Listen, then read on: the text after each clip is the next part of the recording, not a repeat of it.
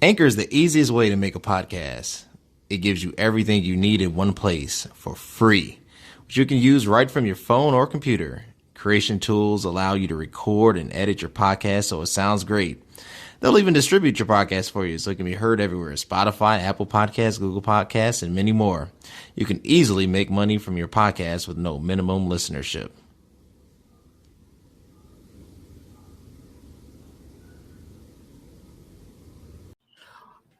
Awesome, everybody. Welcome back to another episode of It Is What It Is podcast. I'm your host, Cody Kelly. I'm so excited about this episode. Look, first of all, connect with me everywhere. YouTube, at CBMK, Instagram at CBMK. I almost forgot my handle. 33, Twitter, at Cody's Life 1. I'm just excited. I'm excited about this episode. I have an amazing gift, amazing talent. I think my banner is below. You can connect with me there. But look, I have the artist KC Wimbley. KC, how you doing? I feel good, bro. How you doing, man? Man, I'm just, trying to slow down the aging process. That's all. Man, I'm talking about this going fast, ain't it? I'm 27, bro. I was just 23 like a year ago. I promise. Bro, we can't slow it down. No more being 16 backwards, trips to Joliet. Those days are over. So, hey, look, I'm excited. You put out a new album. Right. I've liked it. I've listened to it. I want to share with my audience, give them a sneak peek of what this album sounds like, and we'll just break down the album. How does that sound? That sounds good to me, man. Awesome. We do this for a minute. All right.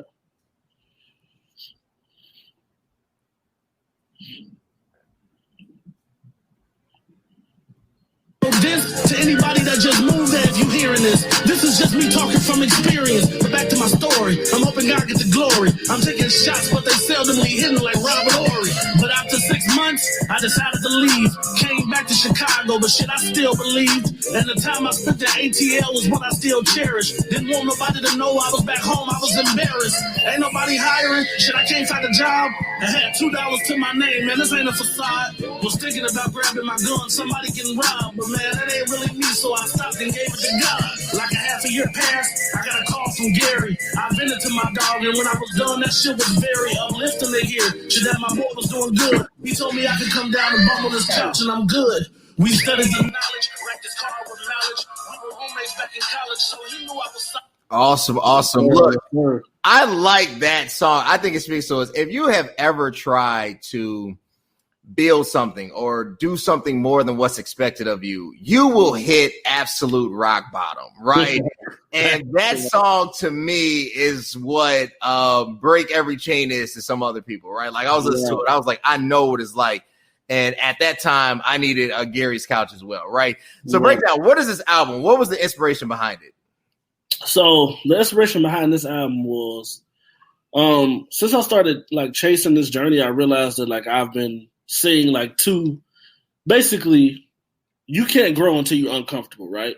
So in the last 2 years since I've been really chasing music, I've been putting myself in uncomfortable situations, and a lot of things that I thought that Kevin would have folded under, KC didn't fold under it. So I kind of really felt myself like showing that there's multiple sides to me, and I've been figuring it out over the last 2 years. So this was basically to show the difference between the person I am now, but because of the things that I've went through compared to the guy that Kevin, that everybody always know, the goofy, the Lewis little brother, grew up on the West Side, the different person that I am now compared to them. So that was the motivation behind it. But on this project, I really told a lot of stories that kind of turned me into this way, or changed me in the perspective, I guess is what I was shooting for.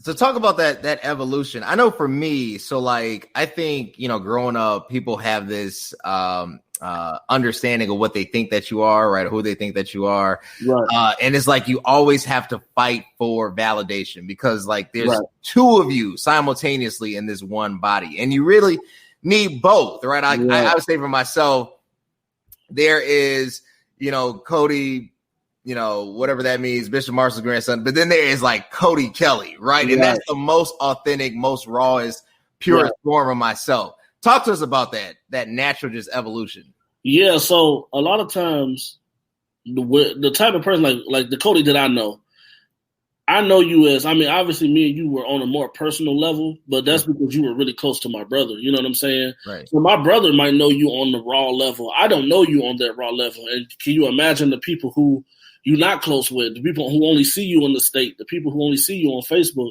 you're a certain way. But to the people who really, really know you, they watched you grow. And it's the same thing with me. Like, I know I'm a different person, you know what I'm saying, than I was 3 years ago. So I knew the evolution was coming. I mean, we all elevate. We all grow, you know what I'm saying? But I just knew it was a different type of person. I would say around 2018, I knew I wasn't the same type of person. And since then, I've seen myself grow even more. So the only obligation is to tell it straight, right? In the words of Drake. Right? Yeah. It's like it's no reason to even sugarcoat it. This is who I am. You know what I'm saying? I am who I am. You know what I mean? People gonna feel how they feel, and just continue to be you. Be authentic. Be genuine to people. But I mean, this is just who I am. So that's what the whole project was. That was the foundation of the project. Gotcha. What it was based around. Is there like conflict? You know, knowing, like you said, everybody kind of knew you as Lewis's little brother. You know, Lewis is one of my oldest friends. I think Lewis has evolved into where, you know, his trajectory, like this is who Lewis has always been. He's just evolved to this great man of faith, but that's always been Lewis. Right. And I think for some of us, it's like, you know, that was an aspect more than a specific calling. Right. So like, is there conflict with that? Like, do you get around and can you be like, man, Lou, you know, here's my latest joint, Gary's Couch. And Lou, man, I love Gary's Couch. You know, like, what is that like? Yeah, so I talked about it on I'm Just Venting. That's the song that I could say that I like talked about it the most, went the deepest into my life. I feel like for me it was just more so of there is conflict. Like I'm not gonna say I can't, but since I'm I'm one of those people, like I've seen some people that we grew up with go super, super, super far left and they don't care, they don't have no respect. That's not me. People might think I don't got no respect. I still do have respect for like the people I grew up with and saints in church because I still believe that. Right. You know what I'm saying? So it's like when I go home, I feel like KC always got to be in like a shell. I don't have to be, but I choose to be out of respect. Yeah. Because if I don't, then it's just going to be like the bucking of the heads against everybody who I came to see. But like, I don't really even honestly see my family like that. Like, I'm starting to get back into seeing them more, but you know, I don't even live in Springfield no more. I'm in Indianapolis now. So like when my family, I mean, Lewis hit me up, like Lewis gave my tape a shout out. And the first tape he did too, which was kind of like caught me off guard. Right. So I don't know if he really listened or not. You know what I'm saying? So I remember one time I came home and he was playing Go For It. But Go For It is the song. That was my first song I ever recorded. I remember Go For It. Yeah, that's a song that a lot of church people love. And it's also the only song that I was holding back on that song because I really wasn't like cursing or doing the things like that I would do in the rest of my music. But I heard him listening to that song, but he gave my new project a shout out too. So I don't know if they actually listen because a shout out don't mean you actually listen. Right. You know what I'm saying? Putting flame emojis and not listening. Right. But I get that. I mean, you just never know. Like, that's true. There's been some people say, I streamed your album. You know what I'm saying? And I'm not the type of person that's going to be like, well, what's your favorite song? You know what I'm saying? Like, if you streamed it and you liked it, that's good. If you didn't, then that's okay, too. I check the analytics when people are like, yo, I'm watching. I'm like, well, looking at the views, like, did you watch it like after? You know, I got to check. I'm a validate. I'm like, don't tell me you watched it. I didn't see it.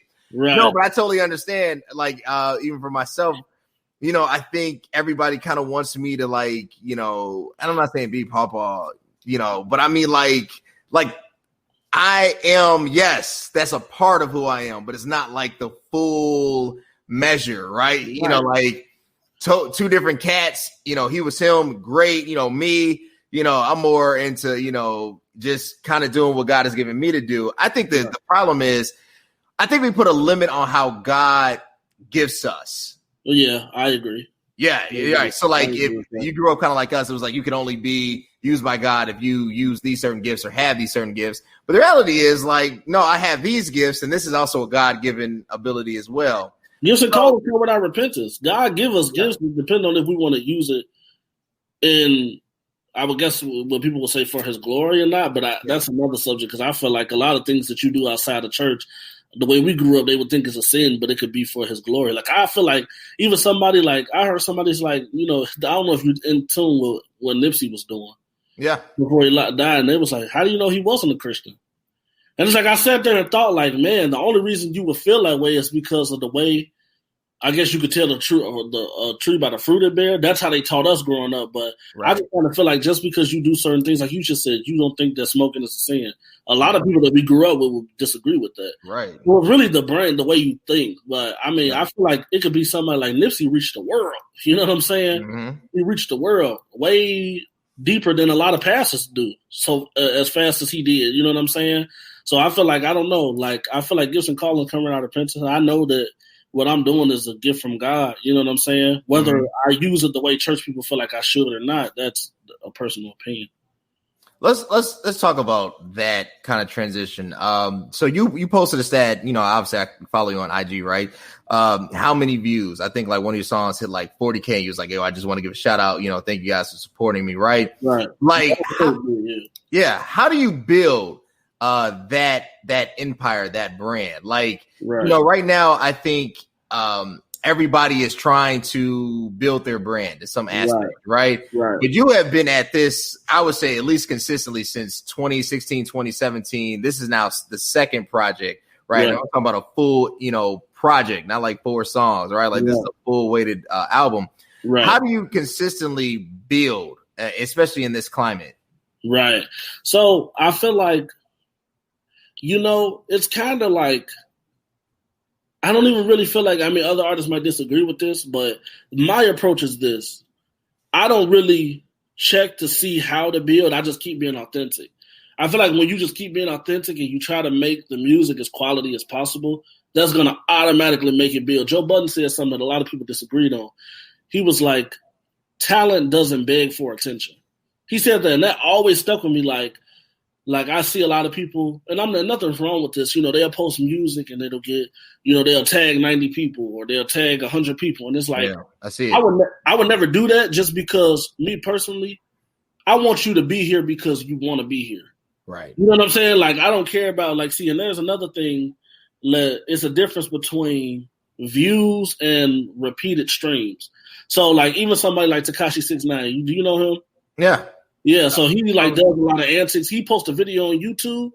It might get 300 million views. It's just because we want to see what he does next. But then he just dropped a project and it did way, way lower than what they projected, like over 100K lower. And that just goes to prove my point exactly. I want people to be here not because, of some antics or because I'm doing something stupid. Like I want people to hear the music and repeatedly stream it. Like I don't care about you hearing it once. I want you to hear it, download it in your phone, and when you're driving in your car, if it come on, keep playing it. You know what I'm saying? And that's what streaming has allowed us to do. But for me, I just keep living my life, keep being authentic, and keep putting out the music as quality as possible.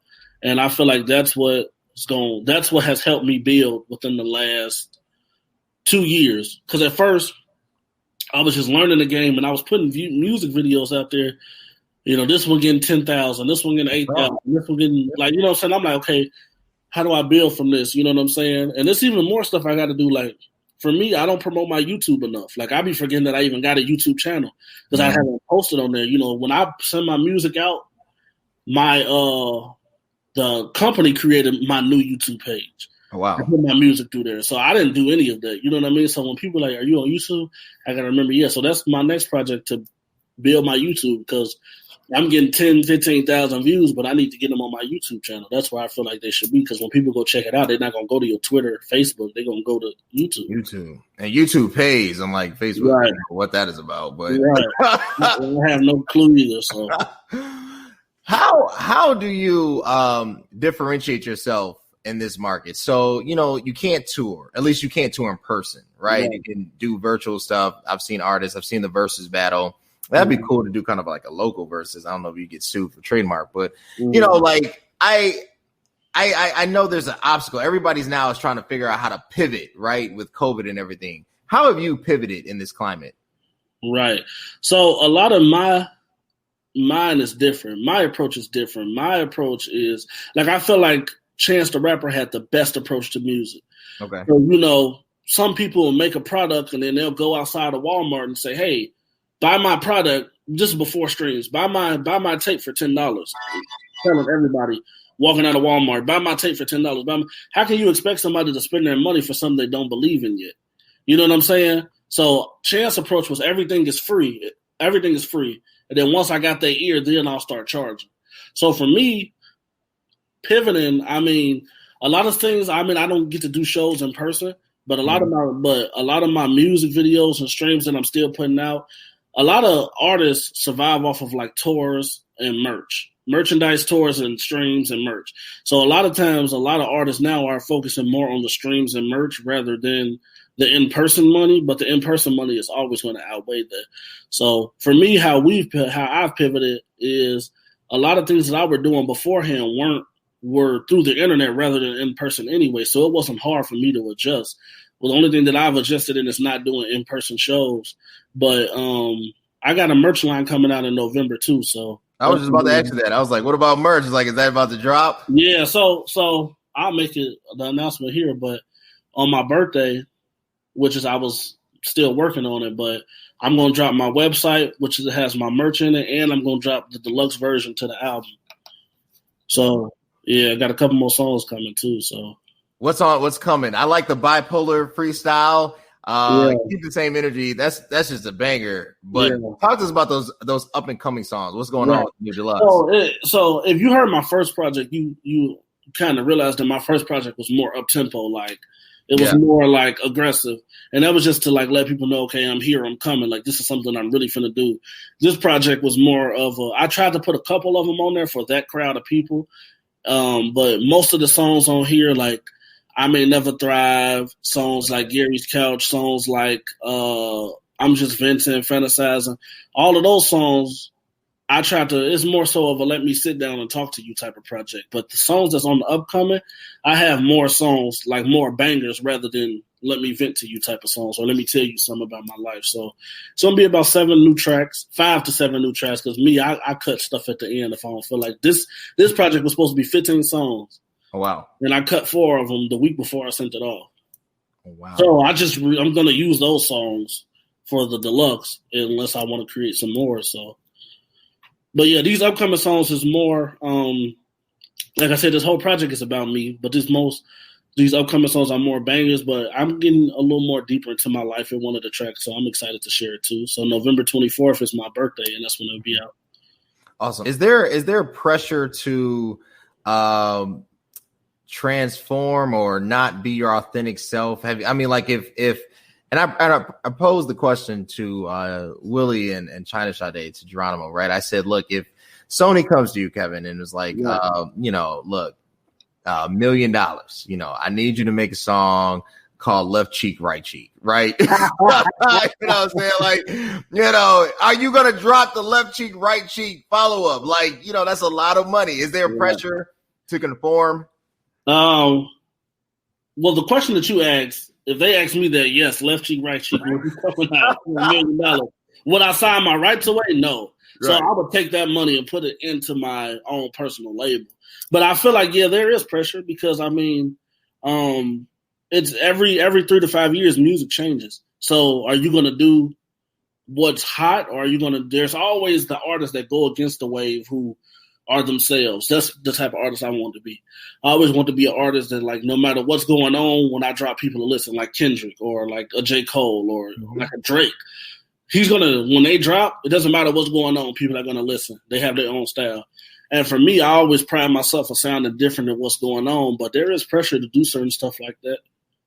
But I feel like I could do anything and just make it my own. But I never want to look at the next person like, oh, let me do that, or let me do that, or let me do that. I just got to talk from my heart. And a lot of times with artists, that's the toughest thing, because it might sell or it might not. And, I've dropped 2 albums that thankfully people have loved, but there's going to come a time where I drop a tape that people might not love so much. And I got to hold that L the same way I'm holding the W right now. Works. You know what I'm saying? It's the same thing. So, but that's just me. Okay. You ask a lot of other artists, they're going to do whatever sells because they in it for money. I'm in it for money too, but it's like 50-50, passion and money. Like, I still care about the music too. That's good. That's good. I understand. I think anytime you do anything, obviously you have to get some ROI, right? So sometimes there is pressure. There is added pressure to acquiesce to elements you never, necessarily wouldn't want to, because you have to pay bills at the end of the day, right? So I totally get that. Totally get that. What do you say about the future of hip hop music. Right now, I think there's a race or a rush to get back to normal, right? And obviously there's some success with that if you kind of look at WAP and how it's performing. But at the same time, it almost seems disingenuous with everything that's going on, right? And it's not a put down or a shout out. It's just like, is it more of a distraction? Is it just like, hey, look, we can still have fun too? What do you say? Like, when you're in the booth, you're recording, you talk about the 2 songs that are coming up. Do you always have to address the sign of the times? No. I personally don't think so. There's some artists who do, and I think that you would be more impactful that way. But it's a lot of artists who don't. Music is weird. Can you hear the background? Yeah, you're good, though. You're good. Okay, I could go in this room real quick. No, you're good. You're good. Yeah. You're good. So I feel like music. It depends on the type of artist. Like, I don't expect somebody like Waka Flocka to come out with a song like Kendrick. Right. You know what I'm saying? Kendrick is always going to address the times, but I think that's why he's so great. But it's a lot of artists who hear, like, you got a million moods that you could be in, so there's a million different type of artists to satisfy that mood. So it just depends. I don't think the artists have to do that, though. And I wouldn't expect nothing like that from Megan or Cardi B anyway. Like, they're more so for the turn up, and they're both amazing artists to me. I love both of them. You know what I'm saying? Right. But the music that they make is not conscious music. You know what I'm saying? They talking about their life. And a lot of times, because I used to think that Megan was going to come from a different perspective because she's in college and, I thought she was going to talk about more than just twerking and having sex and stuff like that. Right. Which she haven't dived into that yet, but I'm sure she will. But I feel like it's a whole different angle that she can come from. But as far as the music that they make, I just think people make whatever's on their heart. And a lot of people are going to do what sells rather than what's really on their heart. A lot of times people don't even know this. When you sign to a label, they tell you what to make. So a lot of these songs you hear coming out is not because that artist want to make that song. It's because they're owned by a label that's telling them to make that song because the label's looking at the trajectory of the world and saying this will go right now. And most times they're right. How can you be wrong when you put millions of dollars behind a song to make it go? That's true. If your boss says, wear gold, you're gonna wear gold. Right. Hey, maybe I'll put Megan on it. We're gonna push it with $2 million. It's gonna do 100 million views. We're gonna make 20 million off of it. We're gonna give you your 4 million. So you just doubled your money, tripled your money. Right. And it's not nothing that we wouldn't expect from them too anyway. So it's like, I think if it works, it works. Me, I'm more impressed with labels like Dreamville or TDE because it's like you could tell that like they're for the culture, but they also still care about the music. Like I was having an argument with one of my friends. He was like, McDonald's or Wendy's? And I was like, I'm going to go with Wendy's because the food is just more quality. And he was just like, no, if I'm a label, billion served McDonald's. And I'm like, I get it. It's more than one object. Like I think that if you own a label, it's scary if you only care about money because that means you'll do anything. You'll put anything into the world to do it. And you know that there are billions of kids looking up to these people that you sign. So I feel like when you're a label owner, you got to care about the music and the money. And you might not make as much money, but I'd rather be happy knowing that I made $75 million and I put music out that changed the world than $200 million and all I did was damage kids' brains at the end of the day. Well That's said. my personal opinion. Well said. I got a couple more questions for you that I'm gonna let you go. Okay. What's the next goal? You talked about the next steps in the process, right? But if you could sit there and say, look, I want to achieve a Grammy by my 30th, or I want to sell 1 million copies, I want to have 1 million streams by the end of 2021 on this album. Yeah. What is that next goal? Because everybody has a goal in mind. What's that next goal for you? Right. So you actually I don't necessarily always say Grammy because that's kind of like, if I'm reaching people, I'm reaching people. To have a Grammy would obviously be nice, but for me, my next goal is to get a major feature, so like an A-list artist on one of my songs, and then I do want 1 million streams, and I set it by my own personal timeline. But for me, building my YouTube, getting a major feature, and just being more visible because it's people still sharing the music. I had a cool thing happen to me the other day. I went to get my hair cut about a week and a half ago. And I was down here in Indy. Granted, I got a good support system here in Indy. But I went to get my haircut by the barber, and he was looking at me weird. He told me he was an artist, and I told him I was too. And I told him my name. his wife had sent him my project the day before. He heard my project the day before he cut my hair. I had never met the guy. Wow. So that was something like, I mean, even though it was granted still Indianapolis and people here, but I feel like that's cool. Like that just let me know that like it's traveling, it's reaching people. You know what I'm saying? But my next goal is to get a major feature, and I do want 1 million streams on my music by a certain time. But yeah, that's the next goal, and to build my YouTube. So I'm always juggling multiple things, but I feel like once I start selling merch, if the people that streaming my music are also going to be the ones that's going to buy it, I can start spending that money and being more rapid with the things that I do, because I would just make that money and put it back into the label, not pocket it. That's just me personally, though. But those are my next 3 goals. Awesome. I love it. Look, I've been a fan of yours. I like your music. I like it. And, I'm brutally honest with my opinion, right? Yeah, I really, really enjoyed, I bought the album, right? Like, I got it. There's a group of y'all that always buy, and I appreciate it. Alex is one of them, too. He's a dope rapper, too. Oh, yeah. I heard, and this is just a rumor, because I know Geronimo, I'm sure he's listening. He hit me up. He said, I'm trying to get with Kevin to do something. Is that in the works? Yeah, so the funny thing about me and Willie is, our schedules never pan out for each other, because when I really wanted to do something with him, he was really, really busy. He was actually, around this time last year before I went to Springfield, he was the one trying to help me get a job, because for 6 months I couldn't work. So I was trying to do anything. Orange Theory, I was working out with him. Me and Willie definitely going to get a track in together. There's a lot of people who I've been supposed to have been doing music with for the last 4 years, and we're just this year getting the song together, because a lot of people got a lot of stuff going on, you know what I'm saying? But me and Willie will definitely have a track together coming soon. That's my dog. I mess with his sound. He's good, he's a good artist. He can sing, you know what I'm saying? And he actually sent me a track. We worked on the track last year, but we never finished it. So we're going to have to do another one, because that's still in my phone in my email from January 2019. But we got to do another one. We're going to do another one. Finish it and send it to me so I can leak it. And then Willie's he's so dangerous, because he know how to do more than just sing. Right. He could engineer. He could artist, man. He could do more than just sing. Yeah. That makes him way more of a weapon. You know what I'm saying? Like, that's the easiest way to get put on. You know what I'm saying? If people need engineering, okay, hey, find you a videographer. Hey, I'll engineer for you for free. You shoot my videos for free. Now we each could put out our content at our own rapid pace, and we ain't got to pay nobody. That's the biggest thing, cutting out the middleman, because there's 3 ways to make it. You can either have $1 million investor, family members, or it could be a label. Right. You could sell drugs, which a lot of people do, to get their money, because people don't even understand. It took me $3,000 to make that project. Wow. $3,000 just for people to stream it and be like, oh, okay, this is good, this isn't this. You know what I'm saying? 8 months, well, really a year and a half, I was thinking about it, but really working on it about 8 months, and $3,000 just for like people to be like, hey, I like this. The beats are what's the most thing. Like when you buy the exclusive rights to beats, it's always between, depending on who you're getting it from, but all of my beats are between like $200 and $500 per beat, because I own exclusive rights to them. I'm not leasing them. Right. You know what I'm saying? I leased 1 beat on there, and now I'm mad that I leased it because some other stuff going on, because when you lease a beat, they can lease it to 1 million people. They just get their money off of it. You know what I'm saying? That's why I always buy exclusive rights. But my one that I leased is from an artist, a rapper.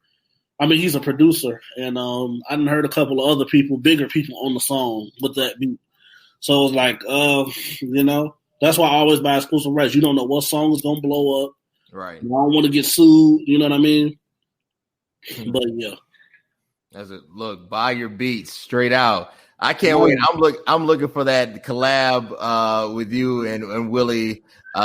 He's got his artist, China Sade. Y'all should do something real soon. Where can the people find you, man? What do you do? I know you already listed what you're doing. Where can they find you? Where can they connect with you? Where can they stream your music? Everything KC_Wimbley. So Facebook, we don't do underscore, so it's just a space. So KC space and then last name Wimbley. If you type in KC space Wimbley on any music platform, you'll find my music. First project, No More Talking. Second project, Kevin versus KC. And if you want to find me on Twitter or Instagram, it's KC_Wimbley. But everything is KC Wimbley, though, everywhere. So, yeah, connect with me. Awesome. Look, connect with my man. He is blowing up. I'm excited. Thank you again for being on our show. Look, next week is going to be an amazing episode again. I have the First Lady edition. I have First Lady Evans, First Lady Fierce, First Lady Davita Richardson Williams, First Lady CC Bell. I'm trying to get some more. Kevin, talk to your sister-in-law. Shanae hasn't said anything. If she's on here, that'd be nice. Play something, fellas. I did, Prince. I played it at the beginning. We're gonna see it later. Hey, but look, I appreciate you. I thank you so much. Until next time, guys. All right, peace.